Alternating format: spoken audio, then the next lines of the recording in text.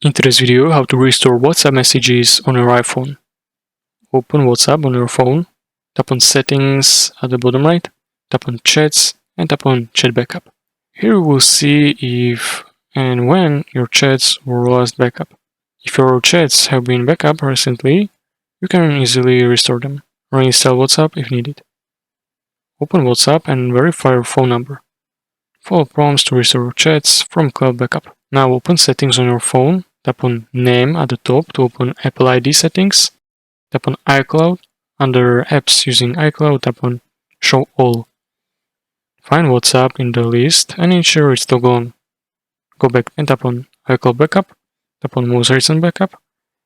And ensure WhatsApp is included in backup. It should be listed with backup size next to it. To restore from this backup, erase your phone number.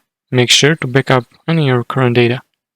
Restore your iPhone from the iCloud backup that includes WhatsApp.